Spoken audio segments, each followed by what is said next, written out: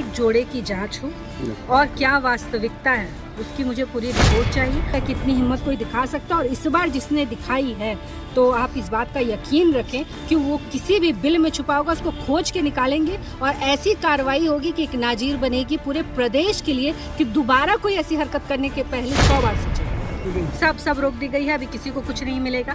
जब तक सारे जोड़े प्रमाणित नहीं हो जाते तब तक किसी को कुछ नहीं मिलेगा। तरह का ये घोटाला जो दलालों ने किया है, और अगर ऐसा है और प्रमाणित हो जाता है तो फिर तो हम लोग कार्रवाई निश्चित करेंगे। विवाह में जिस तरह से भ्रष्टाचार सामने आया है, 90% जो वर वधू है वो फर्जीवाड़ा का सामने है। क्या कहना चाहेंगे, क्योंकि आप ही का विधानसभा है, आप ही के विधानसभा में ये आयोजित हुआ था कार्यक्रम? देखिए, मुझे आप सभी के माध्यम से, क्योंकि आप समाज के एक जागरूक कोतवाल आपको कहा जा सकता है, मीडिया को, तो मुझे आप सभी के माध्यम से जानकारी मिली कि इस तरह का काम सामूहिक विवाह में हुआ है, और मैंने तुरंत ही इस विषय पे अपने ज़िले के जिलाधिकारी समेत सीडीओ समेत सभी को इस बात के लिए निर्देशित किया है कि एक एक जोड़े की जांच हो और क्या वास्तविकता है उसकी मुझे पूरी रिपोर्ट चाहिए। और मैं आपके ही चैनल के माध्यम से सभी को यह विश्वास दिलाना चाहती हूँ, अगर एक भी जोड़ा ऐसा निकला तो जो भी इसके दोषी होंगे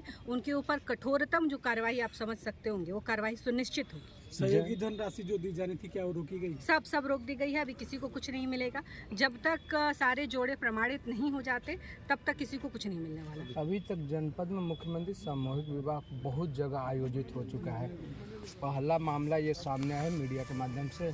ऐसा उम्मीद है, ऐसा अंदाजा लगाया जा सकता है कि सभी कार्यक्रम में ऐसे भ्रष्टाचार का। देखिए, आप मीडिया कर्मी हमारे इतने जागरूक हैं कि मैं नहीं समझती कि आप लोगों के या हमारे पार्टी के कार्यकर्ताओं के या बाकी अन्य जगह भी ऐसा हो सकता है। मैं नहीं मान सकती। अगर ऐसा होता तो जैसे इस बार सामने आया है प्रकरण, वैसे पिछली बार भी आए होते।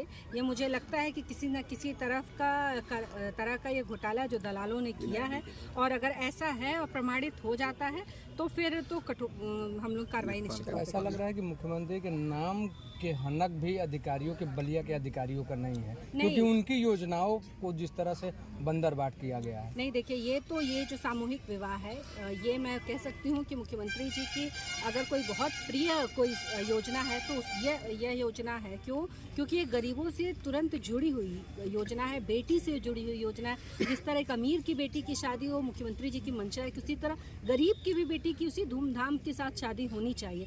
और मैं नहीं समझती कि जिस तरह मुख्यमंत्री जी का जीरो टॉलरेंस पॉलिसी है किसी भी तरह के करप्शन को लेकर, किसी भी तरह की धांधली को लेकर, मुझे नहीं लगता कि इतनी हिम्मत कोई दिखा सकता। और इस बार जिसने दिखाई है तो आप इस बात का यकीन रखें कि वो किसी भी बिल में छुपा होगा उसको खोज के निकालेंगे, और ऐसी कार्रवाई होगी कि एक नाजीर बनेगी पूरे प्रदेश के लिए कि दोबारा कोई ऐसी हरकत करने के पहले 100 बार सोचेगा। जिलाधिकारी ने जिस तरह से संज्ञान लिया है, अगर कहीं न कहीं मामले को छोटे अधिकारियों तक सीमित रखा जाए, उन्हीं पर कार्रवाई हो, बड़े अधिकारी उसी तरह बचे रहें। नहीं, ये मामला तो देखिए, ये मैंने कहा कि मुख्यमंत्री जी का मामला है, सीधे उनसे जुड़ा हुआ मामला है, और मुझे पूरा विश्वास है कि हमारे यहाँ की जिलाधिकारी पूरी तरह से निष्पक्ष होकर जांच करेंगे, और हम लोग भी इस जांच पर बारीकी से नज़र रखें।